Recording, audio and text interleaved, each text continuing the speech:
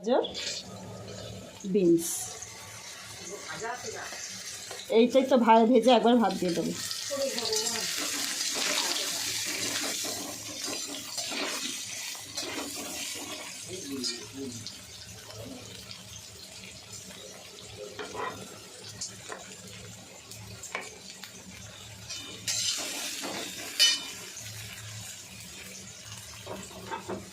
সব এই লবণগুলো ফেটে ফেটে কোথায় কোথায় চলে গেছে না বাবু? সেটা হচ্ছে না, একটু নুন দিয়ে দিচ্ছি।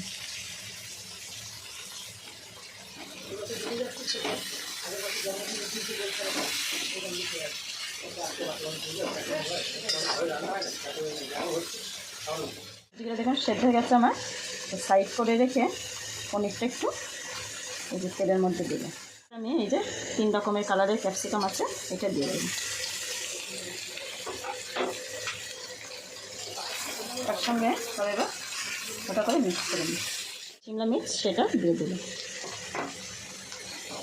মিক্স করে দেবো। এবার আমার ভাতটা দেবো। এবার আমি ভাতটা দিয়ে দিচ্ছি।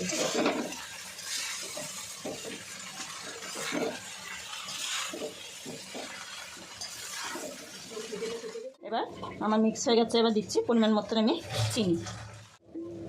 এবার দিয়ে দিলাম চিনি পরিমাণ মতন। প্রথমে নুন দেওয়া হয়ে গেছিলো, ভাতেও সেদ্ধ করেছি, আর আমি নুন দেবো না। এবার ভালো করে আমি মিক্স করে নেব।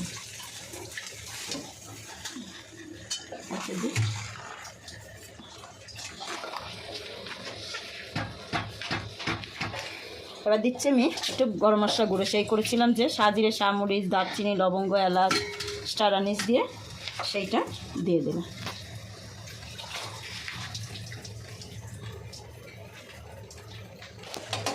এবার আমি এটা ভালো করে মিক্স করে নামিয়ে দেবো। এগুলো গোটা গোটাই আছে, দেখুন হালকা হাতে নিয়েছি। এবার আমার এটা ভাতটা আমার রেডি হয়ে গেল। এই যে শিমলা মির্চি এই দুটো মাথার উপরে ছিল, এই দুটো দিয়ে দিলাম। কেমন লাগছে দেখতে বলুন?